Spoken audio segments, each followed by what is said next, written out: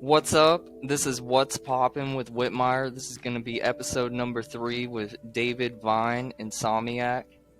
And introduce yourself, you know, what you do, hmm and your genre and such. Yep. So my name is Insomniac. I make synthesizer heavy, dirty hip hop beats with, I would say, a big beat sensibility. I'm super influenced by like the late 90s big beat scene, Chemical Brothers, and so forth. Also, hugely influenced by Velvet Underground, Pink Floyd, drone rock. I'm very focused on heavy textures and translating that into rugged hip hop. I make beats. I don't rap. I sometimes wish I could. I like to make up little funny raps about my cat sometimes. But yeah, I make beats and find rappers who can deal with that kind of sound. It's a little rare sometimes. So, are you currently like looking for features? Like anybody hmm watching this, are you like wanting them to maybe hit you up on your social medias and hmm maybe shout out what you would prefer for people? Absolutely, yes. Especially through Twitter, that's the easiest way to find me. My name is INSMNC, the number two. Somebody got in there before me, I guess. But yes, I'm absolutely looking for people of all different styles, singers, rappers, mostly rappers, but like absolutely singers too, all kinds of vocalists. I love to match the vibe of a vocalist, and I believe that the song has to serve the vocalist. So I Yeah. usually will, when somebody contacts me, and probably through Twitter is the best way. When somebody contacts me, I like to send them some beats that are maybe 80% complete because really it's going to end up changing. But, Mm. I like having that feedback throughout the process and really crafting a song together. So, absolutely, if you're watching this, if you like, if you check out my stuff and you enjoy it, definitely look into work. Do you have like beats for sale for people also looking for that? I really don't, and that's the funny part. I've Okay, so been it's more like a collaboration thing. hmm Exactly. Yes, I Okay. want to really control the overall product, and again with feedback from the vocalist. But I like the idea of producing an album or a song that I don't have to just kind of give to somebody and then they do their thing with it, and we don't have that feedback. So I like really staying with the organic process. I got you. Okay. So I've checked out some of your music and I saw that you had like features of rappers and like hip hop artists just in general. Are you kind of like making more like a DJ Khaled collaboration thing? Are you gonna make like an album in time like that? Or are you just Absolutely. doing like one song by one? Oh, absolutely focused on doing, like you said, like a DJ Khaled or a Marley Marr or Yeah, there's a lot of Pete people. I Rock. was Yeah, just yeah, mainly yeah. No, saying he's the absolutely. biggest one that I could think of. Absolutely, absolutely. And I did love the one he did with, what was it? Major Key. That was great. But I love the Nas Okay. track on that. But no, absolutely, yes. I want to really curate a sound and present it with a certain unified aesthetic under my name as an artist, which is, I guess, a little unusual, like because you make the beats. It's like, okay, you just make the beats. So it's kind of maybe a little bit of a different approach to it, but I really find it more fulfilling than simply putting out beats, hoping somebody catches onto it. And really, I don't want to have to categorize my music I and got you. make what you would call type beats, or nothing against that, but it's just not like I honestly don't know how to make beats that would sound like that. My sound is a little bit like eccentric, a little bit maybe different, so it really doesn't translate to that kind of setting, I would say. Your sound kind of reminds me of like 90s like hip hop, basically, like that era. Where are you from? hmm I'm from South Jersey, Collingswood, right outside Philly, but very suburban. So I grew up in the suburbs. Didn't really get into hip hop till like 16, 17, when I did FL Head Over Heels. Got into Wu Tang first, Dr. Octagon, Okay. I remember because I always wanted to find whatever the newest or the most abstract or just the most exciting music out there was. So I got into like the big beat era, got into DJ Shadow. RZA is my musical hero. Hmm. So it was really that era super does inform me. Like so, as you said, it's apparent in the music when it comes out with. I do like to pay tribute to that era, absolutely. Kind of an old head, so it definitely is an era that is special to me. Man, I might have to like refer my brother to you because he's like an old head lyricist, and Yes. like he's very like wordy and Mm-hmm. grotesque sometimes with how he puts it out. So I might Yes, actually have to hook you guys up. that sounds good. I know you kind of just touch base on it, but what inspired you to make music, and who are your favorite artists? Right. The biggest inspiration, while I mentioned RZA as my, I would say, musical role model, especially for his ability to craft a mythology out of almost nothing, but his imagination and skill, I would say that my biggest influence to start making music myself was DJ Shadow. I Mm, still remember the night that me and my friends went to Tower Records when it was a new release and it was in the listening station and it was so new and alien and beautiful, but at the same time I felt like it wasn't something that I couldn't do too. I was like, mm, it was okay. kind of like how a lot of punk bands feel when they go to their first show or something and they're like, okay, that's great and that's difficult and he's great at it, they're great at it, but okay, I think I could think that way. I think that, that vibe clicks with me. As far as my Yeah. favorite artists overall, definitely Velvet Underground, Wu Tang Clan, Pink Floyd, um, a lot. I That's a love wide the, range right there too. oh man, oh yeah, I love anything cinematic. I think about music in colors a lot. I'm not synesthetic at all, but like I like to think that way. I like the blues and purples, the deep cinematic hues. So are David you Gilmour. Mhm. you're into like film basically then, and cinematography? Not as a student and not as somebody who really knows what I'm talking about, but I do enjoy um, really that feel, especially in music. I do enjoy, especially like that type of lingering uh, emotion that's indescribable. David Gilmour of Pink Floyd, their guitarist, is, I think, the best at that, or my favorite at that, where it's indescribable in words.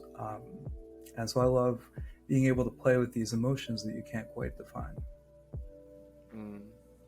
Okay. Well, we know you're an artist now. We heard what inspired you. We heard your favorite artists that you like to listen to, but we want people to see you as a human being as well. So now I'm going to ask you some questions.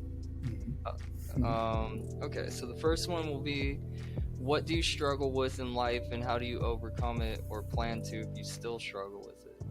Right. A big part of that, a big thing is focus. Focus and organization. I'm definitely somebody who's struggled with ADD at times, and learning how to live with that has been a big part of learning how to make music and put together a release. Because I had always loved music so much and studied it so much and messed around with it with software years ago, but only until recently was I organized and focused enough with enough clarity of thought to really complete projects. So I would say, like, kind of I've always wanted to do a little bit of everything. Like, if I see a comedian who's really good, I'm like, oh, I want to be a comedian. If I see a politician who's really good, I'm like, oh, I want to make change. If, whatever, like, I'm always like, oh, I'm going to do this, do that. Like, the art back there, like, I went through a phase and I was like, oh, let me do a lot of visual art. Like, so really organizing my thoughts Okay. probably has been the biggest obstacle. And so, since mental health seems to be a big thing in your life, um, what do you do to make yourself stay focused on staying creative or even just like hitting your goals musically or artistically? I would say this may sound a little strange for the art world, or maybe not, but I would say competition, honestly. I'm It's funny because in quote unquote real life, I'm a laid back person, but I when it comes to anything that's artistic, I get intensely competitive, and not to downgrade other people, but like I always want to think that I'm really putting something out there and I'm really pushing to really make sure something's good. Make version after version of it if I have to, but just knowing that everybody's out there pushing, pushing their own limits of expression, and knowing that, like, hey, I need to match up to these people. I need to be at least as interesting as the next artist Because because you there want to are be the best. millions. Yes, yes. I want to be heard. I'm a performer, I guess. I'm a Yeah, Leo. entertainer Yeah, in yeah. general. What's your favorite song right now and why? Wow. I would say my favorite song, if I had to pick one, No Glory, the chopped and screwed version, Fat Pat. I don't think it's on streaming. It's on YouTube. It's ghostly and beautiful, haunting and powerful, calm yet in control. I think I think great hip hop songs, not by definition, but much of the time they project the air of calm confidence, and I think that's exemplified in that song. It's the best rainy day song. Rainy night song, especially driving in the rain.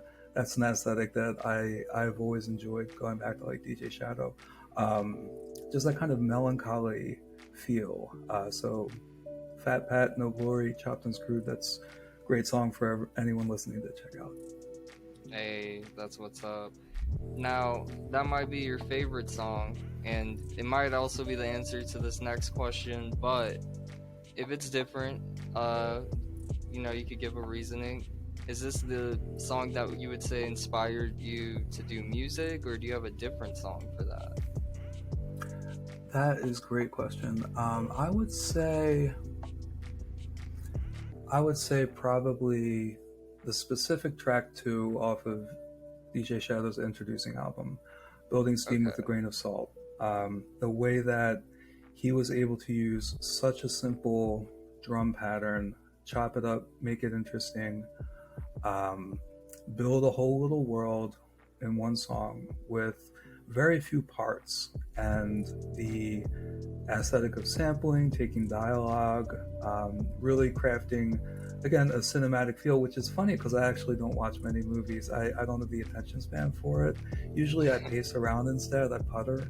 But I love that cinematic feel in music because it's like a bite sized epic movie, especially that one song. It's like maybe a 6 minute epic, and you can go through that whole range of emotions. If you like go back to that era too, that's like the true time when you had to like know your shit to mix. Like you Yes, couldn't yes. fake it until you make it like you can in this era because music production has changed so much.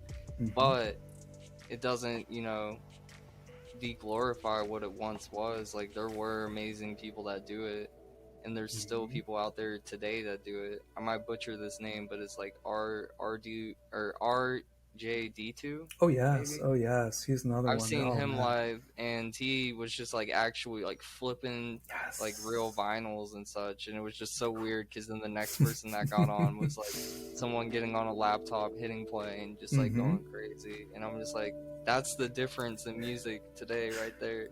Yes. It's funny, and again, I'm kind of an old head, but it is funny to see not only the change in technology, but the change in attitudes toward music. Um, Yeah, Going from the CD era when you'd have to save up almost $20 or more to get what might have a few good tracks on it. Now go it's to like it's Suncoast or something. right, right, or go to the wall, or keep trading the wall sticker from CD to the CD, but Yeah, no, I got you. yeah, and now it's like I, I I don't want to say disposable, but it's like so accessible, which is amazing. But at the same time, it's like it's a different approach. Like I used to, you know, this is again old head talk, but I used to, you know, just really stare at the liner notes, stare at the font, the color, like Yeah, the olive green and the color that cover the book too. oh goodness, yeah, and just everything, every little bit of information you could get from that line, from those liner notes. Oh, it was recorded at this studio. Oh, I think I saw that studio in that other CD listing, or so. You know, the I love the feeling of music history as this little adventure you go on, this little uh, journey where you kind of make up your own spots to triangulate things, like, oh, this band took this from that and took that from this. And so I'm guilty of not digesting music as thoroughly these days as I used to, absolutely. So do you think maybe how people are maybe listening to music through TikTok and finding new artists and people are blowing up overnight when that success used to take years and you had to like build up a catalog? How do you think that affects, you know, someone like you today or any other musician just trying to make it? Hmm. In many ways, I think it's way easier, and which is funny because I was just saying all this stuff that made it sound like I'm kind of, you know, down in the modern era, but Yeah, in fact, I love it. Like the ability to market yourself, not even just market yourself, but to get your sound out there. Like I remember having to, you know, burn CDs every time I had a mix to test yeah. out. You know, that's so annoying. Like being able to post something, as much as people goof about SoundCloud sometimes because it might be not the best music all the time, but the accessibility, the ability to just throw your Well, some stuff of my out there. favorite artists, you know, came from Yes, there. yes, And if SoundCloud was smart as like a business venture, they would have been like trying to sign those artists to some, you know, yes. deal with them. And instead, they let them go. And that's why the SoundCloud era is still there, but it's not as Mm-hmm. prominent as it once was. Because Yes. now everyone's like, I don't really need SoundCloud. Now I can get on Spotify, Tidal, you know, Apple Music, all these Mm-hmm. other streaming services like Pandora, like, and it's all, you know, if you go through DistroKid and just pay a yearly Yes. fee, Yes. or TuneCore or any other service like that. And but it wasn't out there, and at one point SoundCloud is where a lot of people went to go Mm-hmm. find brand new artists. And so they kind of like screwed themselves over and could have probably done a lot better than Spotify, in my opinion. I think so. I think so because the platform is so open and limitless, and I really um, just looking at that type of ability that we have now, I wouldn't trade it for anything. Yeah, The ability to just like the other day, I got the final mix and just uploaded an EP, and it's like, oh, I don't know how I could have done this in like '03 or something. Like it was, it's an amazing time. It's just overwhelming with the number of amazing artists out there. So, you know, one thing that I've tried to do is I know that my attention span is not as long for particular releases as it used to be. So I really, by releasing those EPs, like two 4-song EPs, I really kind of released it in my own attention span. Like I don't really want to sit still for longer than maybe 10 minutes usually, you know. And I don't want to tax people's patience, especially because I'm a new artist. They might not want to hear 20 songs by me, you know, or even 10. Just want to, hey, you got here's to four build your songs. catalog somehow, though. True. Um, That's I would very true. suggest just doing singles because people dispose music so fast, putting out an EP, someone eats it up in 30 minutes, and then they might like one song off it, but think how long it took to get all that out for a rollout Hmm. just for like, it's okay. And then it's just like, damn, that wasn't the result I wanted, you know? But if you would have Right. spaced those 5 songs out, each one would have got its own light, you know? That's very true. That's very true, and that's great to know because I've been looking at it from a different perspective. Where like I feel like um, if they're out there by themselves, they'll be maybe less likely to listen to multiple songs. But I Well, definitely will absolutely consider this because that's a how you great can do one. it too is you could space out those 5 songs per se, and then group them into an EP at the end, and then depending on your streaming service, it does have ways to sync it so it will get double the plays. Okay. These are good So things they to can know. stream These it are on good. the single version or on the EP version, mixtape, however you want to look at it. So that's like one thing. So I'm gonna wrap it up here, but I'm gonna ask you some questions to close it out. What's a song that somebody should check out by you if they've never heard you before? Like any instrumental or one that you had a feature on? Let's see. Well, the one that I'm pushing the most these days is the track that just had the video come out. It's called Ripples. It features Boldy James, Sin from Baltimore, and Rizad from Philly. And it's the culmination of.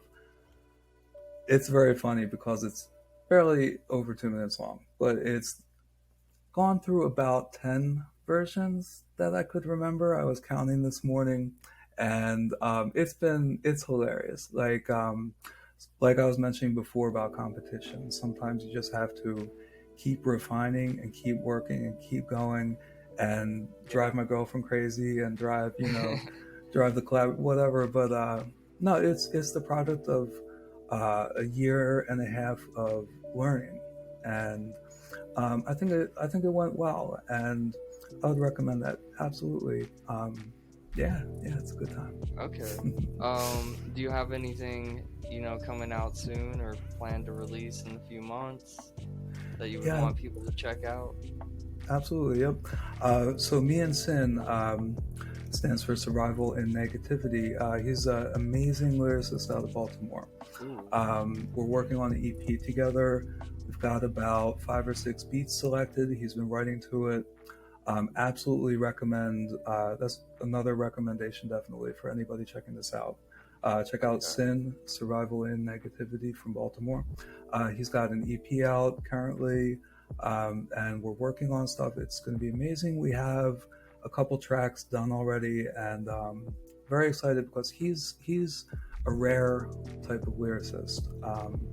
He harkens back to that kind of 90s golden era that you were referring to, but at the same time just has fresh cadences, fresh rhymes, just really versatile. So yeah, absolutely keep an eye out for that EP coming soon. All right.